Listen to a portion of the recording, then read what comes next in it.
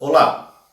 Então, nessa tarde nós vamos abordar um assunto que muita gente deseja saber, né? Essa questão de ciência e neociência, né? O que determina, vamos dizer, no sentido explícito, ciência? A ciência ela se configura numa metodologia de experimentos, né, que confirma que tal fato realmente existe. E assim ela se configura em uma ciência. Esses experimentos eles devem ser feitos de forma alternada, né, várias vezes ao dia e depois catalogadas, né, dentro de uma estatística. Então, ciência se procede dessa maneira, segundo o pensamento de René Descartes, em que, no seu discurso do método, ele fixou muito bem como se deve desenvolver um trabalho científico. Isso trouxe um enorme benefício às pesquisas, porém, trouxe também um prejuízo para aquele ramo da ciência em que o fenômeno não se manifesta de uma maneira linear. Ele se manifesta de uma maneira fracionada. Ok? Sendo assim, vamos dizer, a parapsicologia, a projeciologia são consideradas neociência. Justamente porque ela depende do estado em que se encontra o paranormal.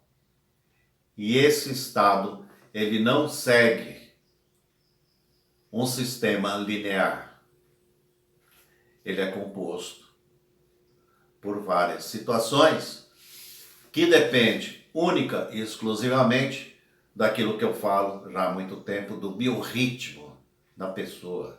Esse biorritmo que é favorável à manifestação do fenômeno, em que ele se encontra em uma só situação, corpo, mente, espírito, e ali acontece o fenômeno.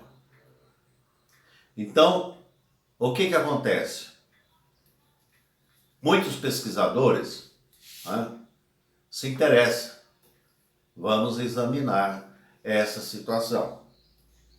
No entanto, eles pensam o seguinte, que o paranormal, né, sendo investigado na área da parapsicologia ou projeciologia, ele deve proceder o fenômeno conforme o que eles estão determinando. Mas é como eu já disse, não é assim que acontece o fenômeno. Então, o que acontece? Eles não consideram toda essa situação.